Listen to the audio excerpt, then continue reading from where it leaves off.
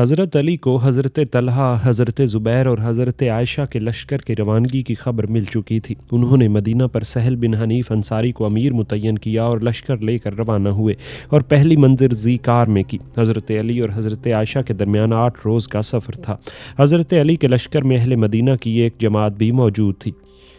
عمرہ بن شعبہ نے ابو الحسن اور ابو عمر کے ذریعے عتبہ بن المغیرہ بن اخنس کی یہ روایت نقل کی ہے کہ سعید بن الاس ذات عرق میں مروان اور ان کے ساتھیوں سے ملا اور سوال کیا، تم لوگ کہاں جا رہے ہو؟ حالانکہ قصاص تو تمہارے پیچھے ہے، پہلے واپس ہو کر انہیں قتل کر دو اور پھر اپنے اپنے گھروں کو واپس لوٹ جاؤ اور اپنی جانوں کو خواہ مخواہ ضائع نہ کرو۔ یہ لوگ بولے، نہیں، ہم آگے ہی جائیں گے، شاید ہم اس طرح تمام قاتلین عثمان کو قتل کرنے میں کامیاب ہو جائیں۔ اس کے بعد سعید بن الاس طلحہ اور زبیر کے پاس تنہائی میں گیا اور ان سے سوال کیا کہ اگر آپ لوگ کامیاب ہو جاتے ہیں تو کامیابی کے بعد کسے خلیفہ بنائیں گے؟ زبیر اور طلحہ نے جواب دیا، ہم دونوں میں سے لوگ جسے پسند کریں گے۔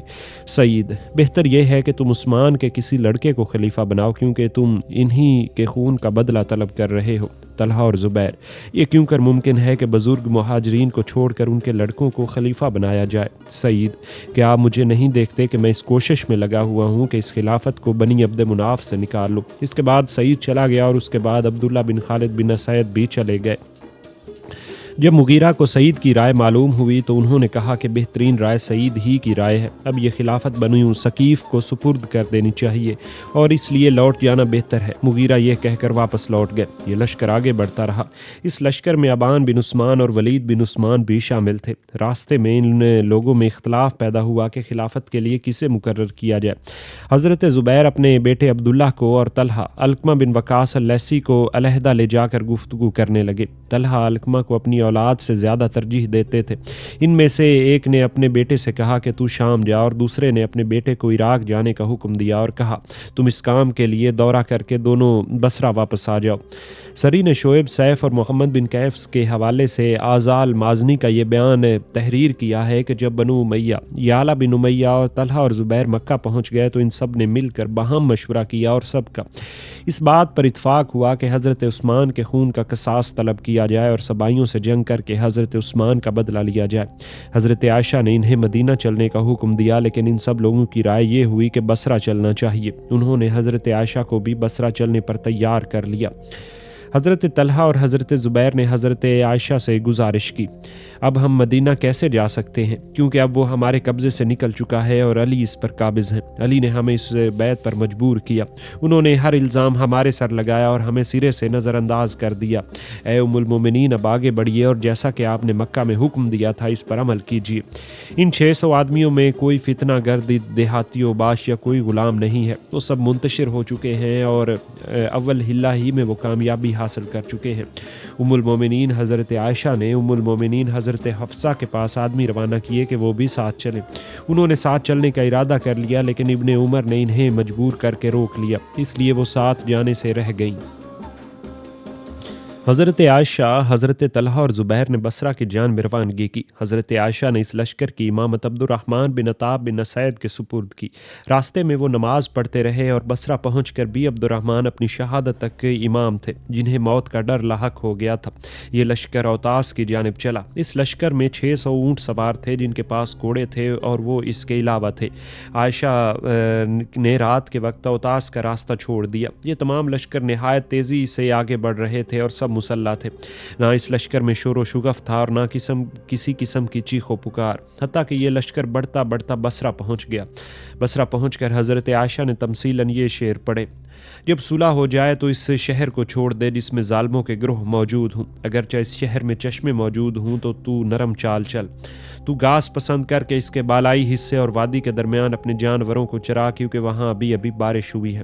عمر بن شعبہ نے ابو الحسن عمر بن راشد الیمامی اور ابو کثیر احسیمی کے حوالے سے ابن عباس کا یہ بیان ذکر کیا ہے کہ یہ لوگ جب چلے تو یہ 600 آدمی تھے جن میں عبد الرحمن بن ابی بکر، عبداللہ بن صفوان بھی شامل تھے۔ جب یہ لوگ سمون سے گزرے تو وہاں انہیں ایک اونٹ ذبح شدہ نظر آیا جس کے گلے سے خون بہہ رہا تھا۔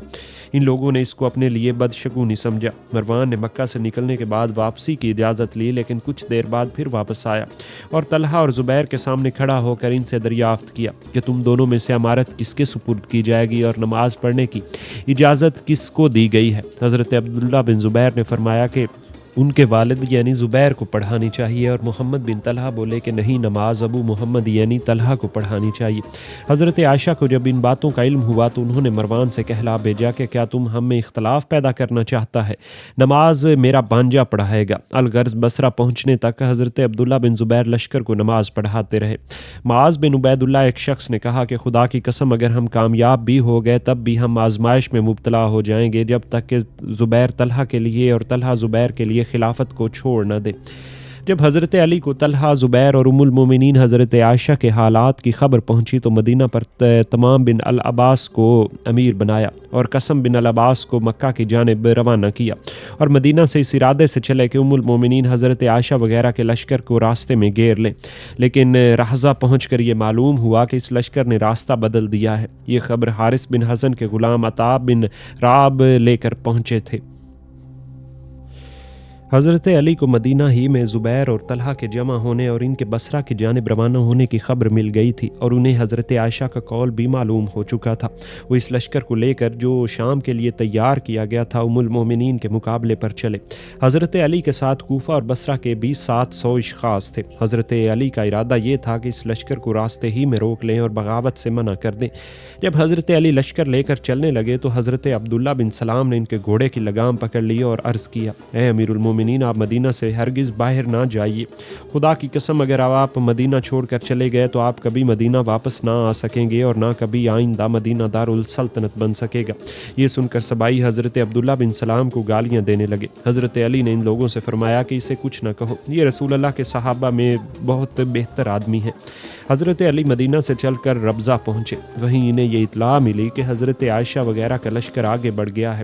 حضرت علی نے دوسری اطلاع آنے تک ربضہ میں قیام کیا۔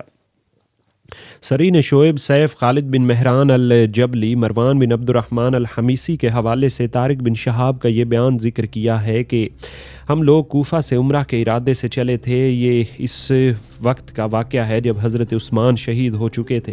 ہم کوفہ سے چل کر ربضہ پہنچے۔ عین صبح کا وقت تھا کہ لوگ ایک دوسرے کو آوازیں دے کر بلا رہے تھے۔ میں نے پوچھا کہ یہ کون شخص ہے؟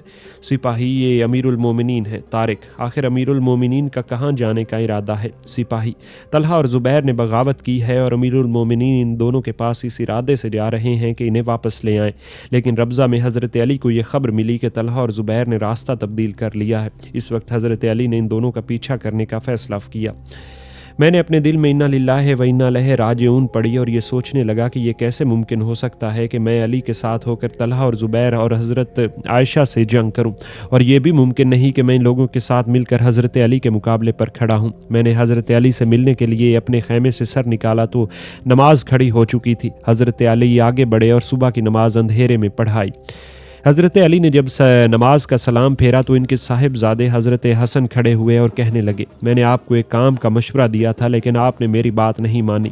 کل اسی طرح بے بس بنا کر قتل کر دیے جائیں گے اور آپ کا کوئی مددگار نہ ہوگا۔ حضرت علی: تو ہمیشہ ہی لونڈیوں کی طرح روتا رہتا ہے، آخر وہ کیا بات تھی جس کا تو نے مجھے مشورہ دیا تھا اور میں نے اس کو تسلیم نہ کیا؟ حضرت حسن: میں نے جب حضرت عثمان محصور ہوئے تھے آپ کو مشورہ دیا تھا کہ آپ مدینہ چھوڑ کر کسی اور جگہ چلے جائیں۔ آپ کی موجودگی میں حضرت عثمان کا قتل ہونا آپ کے لیے بہتر نہیں۔ جب عثمان قتل ہو گئے تو میں نے آپ کو دوسرا مشورہ یہ دیا تھا کہ آپ ہرگز اس وقت تک خلافت قبول نہ کیجیے جب تک کہ تمام خلیفہ منتخب نہ کر لیں۔ پھر جب طلحہ اور زبیر نے آپ کی مخالفت کی تو میں نے آپ کو مشورہ دیا تھا کہ آپ اب گھر میں بیٹھ جائیں اور لوگوں کو ان کے حال پر چھوڑ دیں کہ وہ خود آپس میں کوئی فیصلہ کر لیں۔ میں نے آپ سے کہا تھا کہ بہتر یہ ہے کہ فساد کا آغاز آپ کے ہاتھوں سے نہ ہو، اس کا آغاز کوئی اور ہی کرے تو اچھا ہے، لیکن آپ نے ان تمام معاملات میں میری مخالفت کی۔ حضرت علی: اے میرے بیٹے، تم نے مجھے جس وقت عثمان محصور تھے یہ مشورہ دیا تھا کہ میں عثمان کے قتل سے قبل ہی مدینہ چلا جاؤں، تو خدا کی قسم اگر ہم مدینہ چھوڑ کر جانا چاہتے تو ہمیں بھی اسی طرح گھیر لیا جاتا جیسے حضرت عثمان کو گھیر لیا تھا۔ تم نے جو یہ مشورہ دیا تھا کہ اس وقت تک میں خلافت قبول نہ کروں جب تک کہ تمام شہر کے لوگ میری بیعت پر راضی نہ ہوں، تو دراصل بیعت اہل مدینہ کی بیعت ہے، دوسروں کی بیعت انہی کے تحت ہے، اور میں یہ بھی پسند نہ کرتا کہ یہ خلافت ہم لوگوں کے ہاتھ سے نکل جائے۔ تم نے جو یہ مشورہ دیا تھا کہ زبیر اور طلحہ اور دوسرے لوگوں کو خود صلح کر لینے دو، تو یہ اہل اسلام کے لیے بہت بڑی کمزوری کا سبب ہوتا۔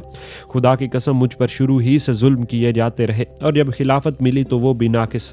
میرے نزدیک ان مخالفوں کی کوئی حیثیت نہیں۔ تم نے جو یہ کہا کہ میں گھر میں بیٹھ جاؤں تو یہ کیسے ممکن ہے کہ جب کہ لوگ میرے ساتھ ہوں، اور میں اس گوہ کی طرح کیسے چھپ جاؤں جسے ہر طرف سے گھیر لیا ہو، اور اس گوہ کو پکڑنے والے یہ سمجھنے پر مجبور ہو گئے ہوں کہ یہاں گوہ موجود ہی نہیں، اور جب شکاری واپس چلے جائیں تو وہ باہر نکل آئے، اور جب یہ خلافت مجھے مل گئی تو میں اگر اس کی فکر نہ کروں گا تو اور کون کرے گا؟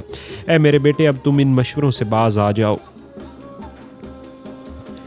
عرفی کا یہ بیان ہے کہ میں اونٹ پر سوار جا رہا تھا کہ میرے سامنے ایک سوار آیا اور مجھ سے سوال کیا، اے اونٹ والے، کیا تو اپنا اونٹ بیچتا ہے؟ عرفی: ہاں۔ سوار: اس کی کیا قیمت ہے؟ عرفی: 1000 درہم۔ سوار: کیا تو پاگل ہے؟ کہیں اونٹ بھی 1000 میں بکتا ہے؟ عرفی: ہاں، میرا یہ اونٹ خاص ہے۔ سوار: اس میں ایسی کون سی خوبی ہے؟ عرفی: میں نے اس پر سوار ہو کر جب بھی کسی کا پیچھا کیا تو میں نے اسے پکڑ لیا، لیکن مجھے کوئی بھی نہ پکڑ سکا، اور جب بھی میں اس پر سوار ہو کر بھاگا تو پیچھا کرنے والا مجھے نہ پا سکا۔ سوار: کیا تم یہ جانتے ہو کہ ہم یہ اونٹ کس کے لیے خریدنا چاہتے ہیں؟ اگر تمہیں یہ معلوم ہو جائے تو تم کبھی اتنی قیمت طلب نہ کرو۔ عرفی: آخر آپ کس کے لیے یہ اونٹ خریدنا چاہتے ہیں؟ سوار: تیری والدہ کے لیے۔ عرفی: میں اپنی ماں کو تو اپنے گھر بیٹھے چھوڑ آیا ہوں، اس کے سفر کا کوئی ارادہ نہ تھا۔ سوار: ام المومنین حضرت عائشہ کے لیے۔ عرفی: تو آپ یہ اونٹ لے جائیے اور اب اس کی کوئی قیمت نہیں۔ سوار: میں قیمت کے بغیر نہیں لیتا، تم میرے ساتھ قیام گاہ تک چلو، میں تمہیں ایک مہریہ اونٹنی بھی دوں گا اور کچھ درہم بھی دوں گا۔ عرفی کا بیان ہے کہ میں اس سوار کے ساتھ ہو گیا۔ ان لوگوں نے مجھے ایک مہری اونٹنی دی اور 400 یا 600 درہم دیے۔ اس کے بعد اس سوار نے مجھ سے سوال کیا، اے عرفی بھائی، کیا تم راستے سے واقف ہو؟ عرفی: ہاں، میں ان لوگوں میں سے ہوں جو دوسروں کو تلاش کر لیتے ہیں۔ سوار: تو تم ہمارے ساتھ چلو۔ عرفی کا بیان ہے کہ میں ان کے ساتھ ہو لیا، اور راستے میں جس وادی اور چشمے سے ہمارا گزر ہوتا تو یہ لوگ مجھ سے اس مقام کا نام دریافت کرتے۔ چلتے چلتے ہم حواب کے چشمے پر پہنچے تو وہاں کے کتے ہم کو دیکھ کر بھونکنے لگے۔ لوگوں نے مجھ سے دریافت کیا کہ یہ کون سا چشمہ ہے؟ عرفی: یہ چشمہ حواب کے نام سے مشہور ہے۔ عرفی کہتا ہے کہ میرا جواب سن کر حضرت عائشہ زور سے چینخی اور اپنے اونٹ کے بازو پر چابک مار کر اسے ہنکایا، پھر فرمایا، خدا کی قسم، حواب کے کتوں والی میں ہی ہوں۔ اے لوگو، مجھے واپس لے چلو۔ حضرت عائشہ نے یہ بات 3 بار فرمائی اور اپنا اونٹ ہنکایا، لیکن لوگوں نے بھی اپنے اونٹ تیز کیے اور وہ واپس لوٹے۔ حتیٰ کہ جب اگلا روز ہوا اور وہ وقت آیا جس وقت ان لوگوں کی واپسی شروع ہوئی تھی تو عبداللہ بن زبیر گھبرائے ہوئے حضرت عائشہ کے پاس پہنچے اور چینخ کر بولے، بچاؤ بچاؤ، خدا کی قسم، یہ علی کا لشکر تمہارے سروں پر پہنچ گیا ہے۔ عرفی کہتا ہے کہ ان لوگوں نے وہاں سے روانگی اختیار کی اور مجھے برا بلا کہنے لگے۔ میں ان کے پاس سے واپس چلا آیا اور تھوڑی دور چلا تھا کہ حضرت علی اور ان کا لشکر مل گیا، اور ان کے ساتھ 300 کے قریب آدمی تھے۔ حضرت علی نے مجھے آواز دی کہ اے سوار، ادھر آؤ۔ میں ان کے پاس گیا تو انہوں نے سوال فرمایا، یہ لشکر کہاں ہے؟ عرفی: فلاں فلاں مقام پر مقیم ہے، اور یہ اس کی حضرت عائشہ کی اونٹنی ہے۔ میں نے ان لوگوں کے ساتھ ہاتھ اپنا اونٹ فروخت کیا تھا۔ حضرت علی: کیا تم نے بھی ان کے ساتھ سفر کیا؟ عرفی: ہاں، میں نے ان کے ساتھ سفر کیا ہے، لیکن جب ہم حواب کے چشمے پر پہنچے تو اس عورت پر وہاں کے کتے بھونکنے لگے، جس پر اس عورت نے اس قسم کی بات کہی، لیکن جب میں نے ان لوگوں میں باہم اختلاف دیکھا تو میں واپس گیا اور یہ لوگ روانہ ہو گئے۔ حضرت علی: کیا تم ذیقار کا راستہ جانتے ہو؟ عرفی: ہاں۔ حضرت علی: تو تم ہمارے ساتھ چلو۔ عرفی کا بیان ہے کہ میں ان کے ساتھ چلا حتیٰ کہ ہم ذیقار پہنچ گئے، جب حضرت علی نے 2 آدمی بلائے اور ان دونوں کو ایک دوسرے سے ملا کر بٹھا دیا۔ اس کے بعد ایک اور شخص بلوایا اور اسے ان دونوں پر بٹھا دیا۔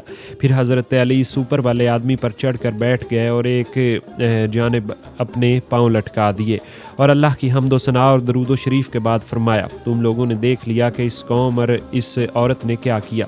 حضرت علی کا یہ اشارہ سن کر حضرت حسن کھڑے ہوئے اور رونے لگے۔ حضرت علی: یہ تم لڑکیوں کی طرح کیوں رو رہے ہو؟ حضرت حسن: ہاں، میں نے آپ کو ایک بات کا مشورہ دیا تھا، لیکن آپ نے میری مخالفت کی تو آپ بھی نہایت مصیبت کے ساتھ قتل کیے جائیں گے اور کوئی حامی اور مددگار نہ ہوگا۔ حضرت علی: تو نے مجھے جو مشورہ دیا تھا وہ لوگوں سے بیان کر دے۔ حضرت حسن: جب لوگوں نے حضرت عثمان کو شہید کیا تھا تو میں نے آپ کو مشورہ دیا تھا کہ آپ بیعت کے لیے اس وقت تک اپنا ہاتھ نہ پھیلائیے جب تک کہ عرب کے تمام علاقوں کے لوگ آپ کو خلافت پر مجبور نہ کر دیں اور وہ آپ کے علاوہ کسی کو خلیفہ نہ بنائیں گے، لیکن آپ نے میرا یہ مشورہ نہ مانا۔ جس وقت اس عورت نے اور ان لوگوں نے سر اٹھایا تو میں نے آپ سے کہا تھا کہ آپ مدینہ سے نہ نکلیں اور اپنے ان شیعان کے پاس جو آپ کی بات قبول کرتے ہیں اپنے قاصد بھیج دیں۔ حضرت علی نے فرمایا، اس نے سچ کہا ہے، لیکن خدا کی قسم میں بچھو کی طرح کمزور کمزور بننا نہیں چاہتا۔ واقعہ یہ ہے کہ جب نبی کریم صلی اللہ علیہ وآلہ وسلم کی وفات ہوئی تو میں اپنے سے زیادہ کسی کو خلافت کا حقدار نہ سمجھتا تھا، لیکن لوگوں نے ابو بکر کی بیعت کر لی، تو جیسے لوگوں نے بیعت کی تو میں نے بھی حضرت ابو بکر کی بیعت کی۔ پھر ابو بکر ہلاک ہو گئے۔ اس وقت میں اپنے سے زیادہ کسی کو حقدار نہ سمجھتا تھا، لیکن لوگوں نے عمر کی بیعت کی۔ پھر عمر بھی ہلاک کر دیے گئے۔ انہوں نے 6 آدمیوں میں سے ایک ممبر مجھے منتخب کیا، لیکن اس وقت بھی لوگوں نے عثمان کی بیعت کی، جس کی وجہ سے میں نے بھی ان کی بیعت کر لی۔ پھر لوگوں نے عثمان کے ساتھ بغاوت کی اور انہیں قتل کر ڈالا۔ میرے پاس خوشی سے بیعت کے لیے آئے، میں نے کسی پر زبردستی نہیں کی۔ تو اب جو شخص بھی میری اور ان لوگوں کی مخالفت کرے گا جو میرے پیروکار ہیں تو میں اس سے جنگ کروں گا، یہاں تک کہ اللہ تعالیٰ میرے اور ان کے درمیان فیصلہ فرما دے، اور وہی بہترین فیصلہ کرنے والا ہے۔